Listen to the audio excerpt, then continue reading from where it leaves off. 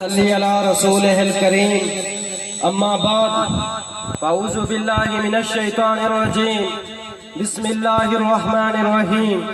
جناب صدر محفل، معزز سادہ کرام، معزز مہمانان گرامی اور ہم مکتب ساتھیوں، السلام علیکم ورحمۃ اللہ وبرکاتہ۔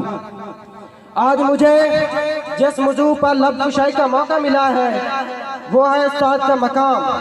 میں اپنی تقریر کا آغاز شعر سے کروں گا۔ کتنی محبتوں سے پہلا سبق پڑھایا، کتنی محبتوں سے پہلا سبق پڑھایا، میں کچھ نہ جانتا تھا سب کچھ مجھے سکھایا۔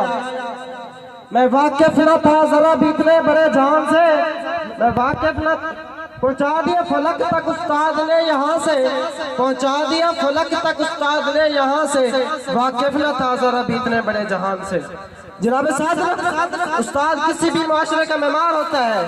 قوم نئی نسل میں اپنی اقدار و روایات جن اقداروں کی وجہ سے تشکیل کرتی ہیں، ان میں سازہ سارے فرست ہیں۔ نئی نسلوں کو حب شناسی سے لے کر قومی اور ملی امنگوں سے مانگ کرنے تک استاد کا کردار غیر معمولی ہوتا ہے۔ دوستو، سب سے پہلے میں اپنے اساتذہ کا شکریہ ادا کرنا چاہتا ہوں جنہوں نے میرے اندر اتنا حوصلہ پیدا کیا کہ میں آج آپ لوگوں کے سامنے اس سٹیج پر اپنے خیالات کا اظہار کر رہا ہوں۔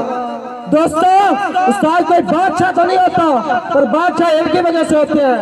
استاد کوئی ڈاکٹر تو نہیں ہوتا پر ڈاکٹر ان کی وجہ سے ہوتے ہیں۔ استاد کوئی انجینئر تو نہیں ہوتا پر انجینئر ان کی وجہ سے ہوتے ہیں۔ استاد پتھر کو ہیرے میں بدلنے کی صلاحیت رکھتا ہے، اور یہ ہمیں راہ دکھاتے ہیں جب ہم کھو جاتے ہیں، اور یہ ہمارا سہارا بنتے ہیں جب ہم کمزور پڑ جاتے ہیں، اور یہ ہمیں تھام لیتے ہیں جب ہم لڑکھڑاتے ہیں۔ ہمارے اساتذہ روشنی کے مینار ہیں۔ ہمارے استاد ہر کسی کو تعلیم حاصل کرنے میں مدد دیتے ہیں۔ جب ان کے شاگردوں پر کوئی مصیبت آتی ہے تو ان کے شانہ بشانہ کھڑے ہو جاتے ہیں، ان کے ساتھ کندھے سے کندھا ملا کر کھڑے ہو جاتے ہیں۔ سامعین محفل، استاد ایک موم بتی کی طرح ہوتا ہے جو دوسروں کو روشنی دینے کے لیے بہت مشقت کرتا ہے، جو دوسروں کو روشنی دینے کے لیے سب کچھ اپنے آپ پر سہتا ہے۔ مگر آج ہمارا ملک ایک ترقی یافتہ ملک ہے۔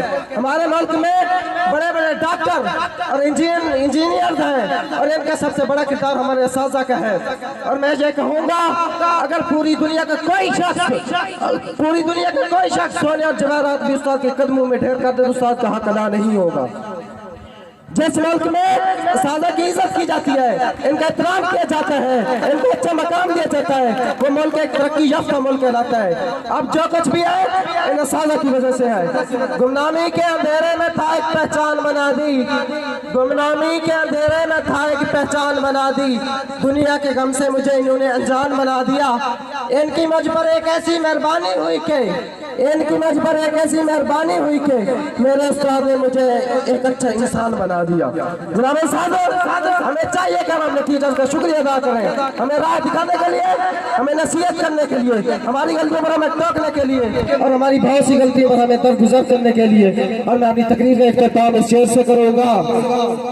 ہماری درسگاہ میں جو یہ استاد ہوتے ہیں، ہماری درسگاہ میں جو یہ استاد ہوتے ہیں، حقیقت میں یہی کام کی پہچان ہوتے ہیں۔